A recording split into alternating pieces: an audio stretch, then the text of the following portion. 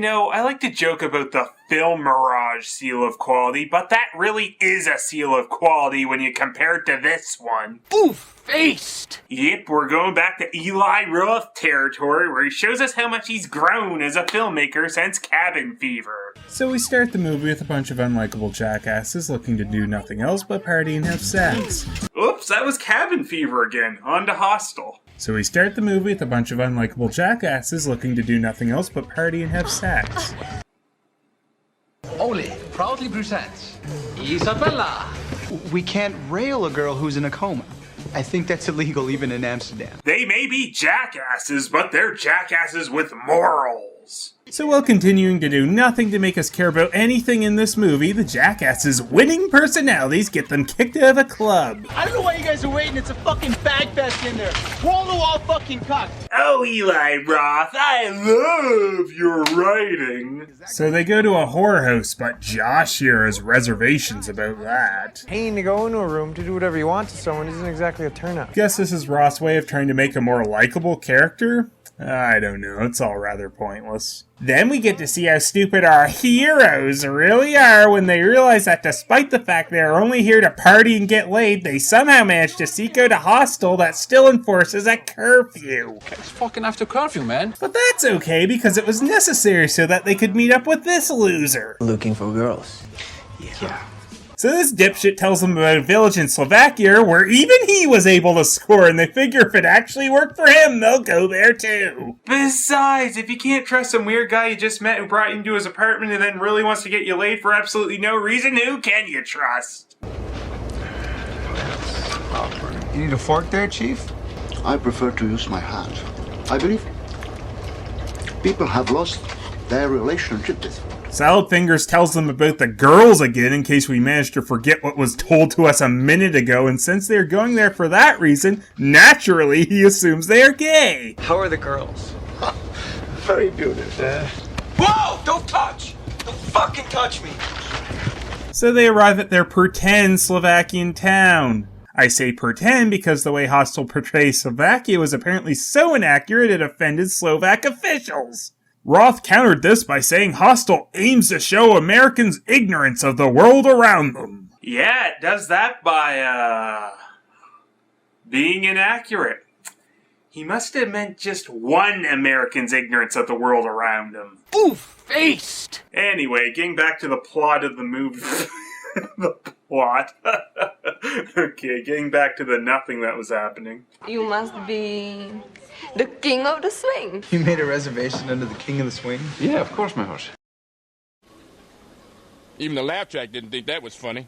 I can see that. The rooms are semi-private, so you will have roommates. Roommates, huh? That's gay. Ooh, there's that winning charm only Eli Roth can put on his characters. It's quickly not gay, though, when they realize it's two women who are actually turned on by the sight of their stupid faces. We're going to the spa. You should come. How the hell are we supposed to understand this without subtitles? Fucking gay. Yes, the non-English country not providing its television with English subtitles is massively homosexual, you fucking idiot. Yeah, he checked out this morning. Then an Asian girl also staying at the hostel runs up with a clearly shot picture of her friend and Oli, which says they left together.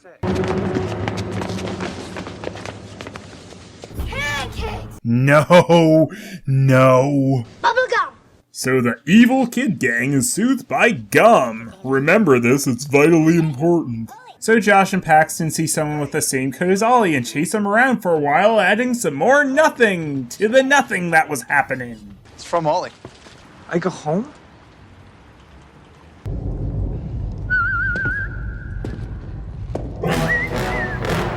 I don't care. Yep, so Ollie and the other Asian girl were kidnapped to go be killed.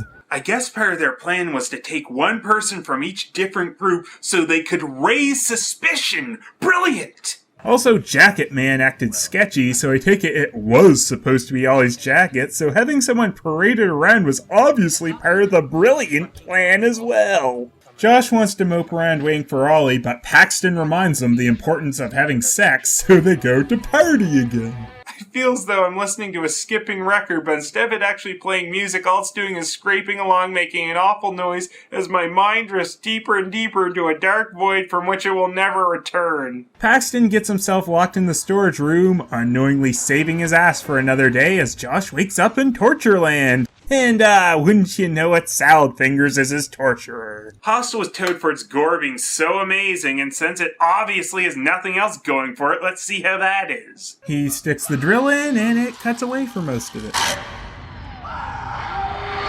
You're losing to Automaton Transfusion right now, Hostel. At least that gore movie had gore. Besides, we all know how to deal with this situation thanks to good old Alex Shepard.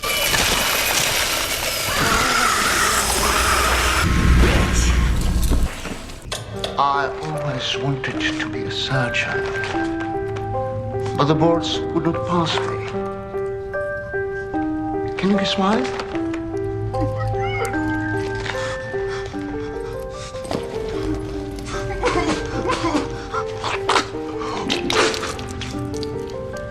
You see?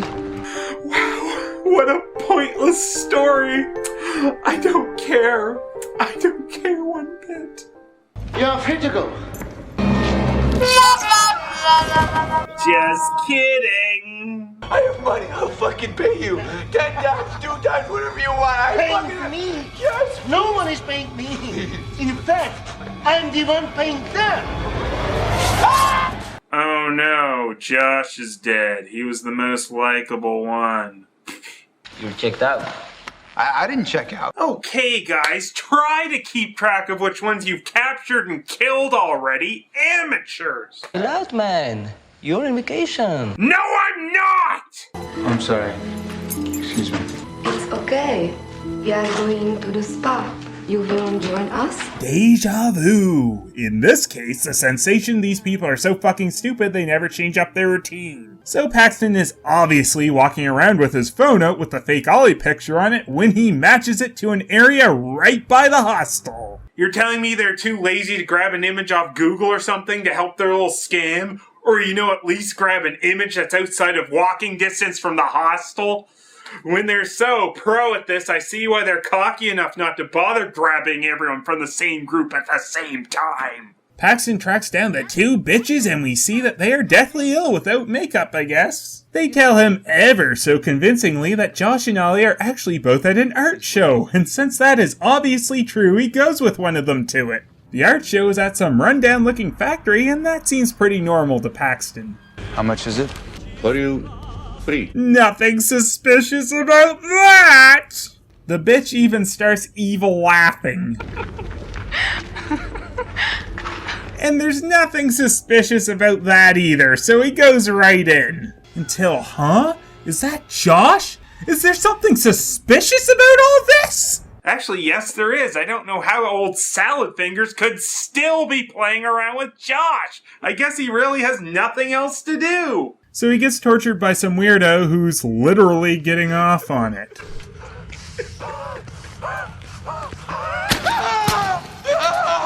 He plays around with the chainsaw, cutting off some fingers, but then...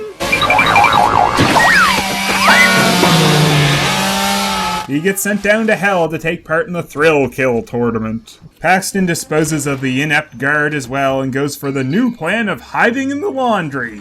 Well, pretty much. I don't care! So Paxton finds out this place is a club where rich dipshits pay to kill people, and even the police in town are in on it. Right. Well, I suppose they'd have to be in on it, considering how good they are at this. But it's supposed to be real. It's supposed to be a real rush, right? It's like they told me it's a real fucking rush, right? Pussy's pussy. Every strip club, every whorehouse, it's all the same shit. I just fucked a girl 2 days ago, and I don't even remember the color of her tits. But this is something you never forget. Yep, so the only way Eli Roth can make his main characters look okay is to write in worse jackasses. So everyone that kills here has this club tattoo as well, because it'd be a great way to track this stupid group down, so why wouldn't they do something that stupid? Paxton runs away, but oddly enough for a character in an Eli Roth movie, he decides he'll actually go back and save his Asian friend from his new murder friend, but she already has an eye ridiculously hanging from her head. So they easily steal a car and get back into town when they find out the plants are aligned in a perfect straight line today.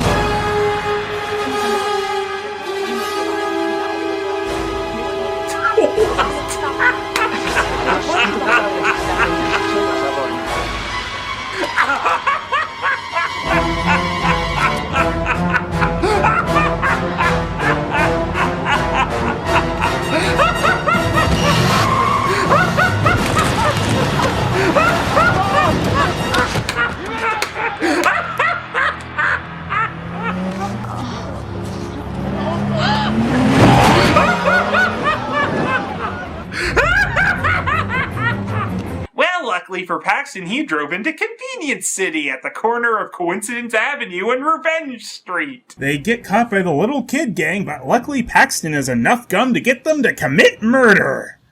Literally, he actually paid them off to kill for that gum.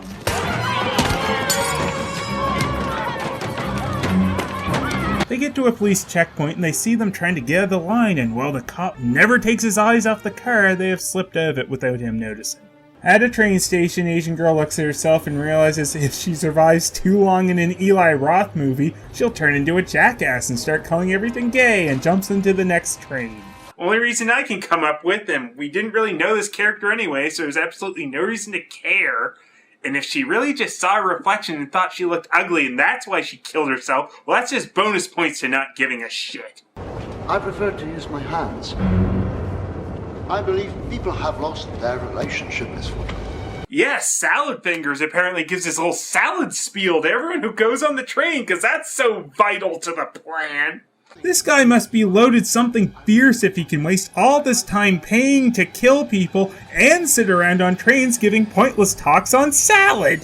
And of course, you know, the train's going away from death hostage, whatever the fuck Bill this time. Anyway, Paxton of course takes his fourth easy revenge conveniently dumped in front of him again. Ooh, aced! Scratch moody. The movie ends and I'm sure Paxton ran over the whole rest of the murder group on his way home in the train. Ooh, Roth again. Hostel's quite amazing at the fact that it keeps you waiting and waiting for a plot. And it sort of shows up at the end when Paxton gets his super convenient revenge. And yeah, that's the last 10 minutes of the stinking movie. And just like in Cabin Fever, you feel so indifferent to these stupid characters that when they start dying, all you're thinking is, finally! Roth did up his game from Cabin Fever, though, as this time he's able to offend an entire country with his bullshit. I'm just gonna kill myself this time because what the... I don't feel right. I think there was something in that movie.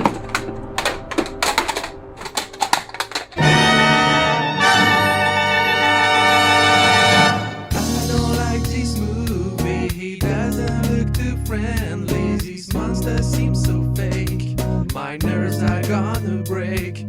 Phelous, don't let me down. You need to be around. Grab that running one up and blast that single new one. This movie looks shitty. Phelous, oh Phelous, bring on multi-comedy. Oh Phelous, oh Phelous, and some more movies. Oh Phelous, oh Phelous, I don't care how nice you sound. Oh Phelous, oh Phelous, what's your opinion about